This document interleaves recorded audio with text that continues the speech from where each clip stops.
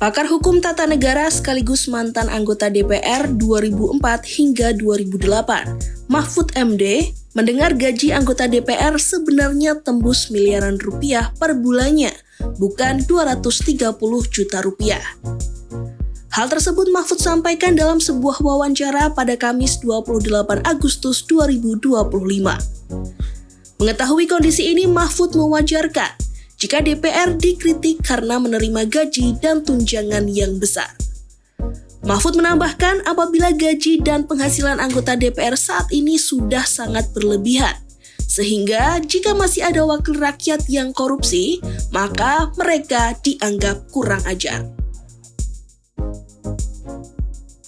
Mahfud lantas mengenang betapa banyaknya penghasilan yang ia terima ketika menjadi anggota DPR di masa lalu.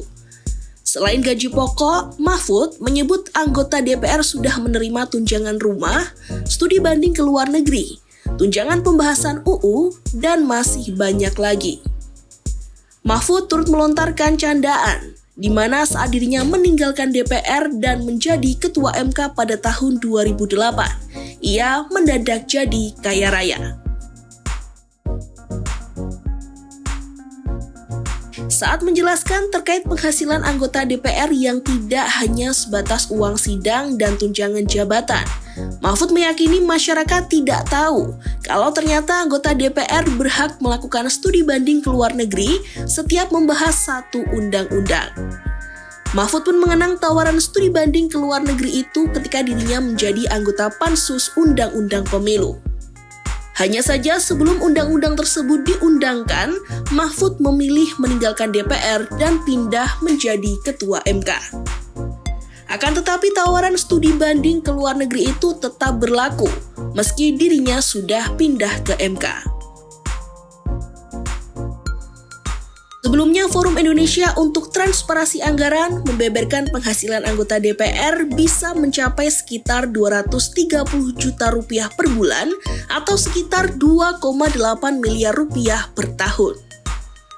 Jumlah ini mencakup gaji pokok, tunjangan, dan fasilitas lain yang melekat pada jabatan. Ini berarti negara harus menyiapkan 1,6 triliun rupiah untuk membayar gaji dan tunjangan 580 anggota DPR sepanjang 2025. Nilai tersebut meningkat dibandingkan 2023 yang sebesar 1,2 triliun rupiah dan 2024 yang sebesar 1,18 triliun rupiah.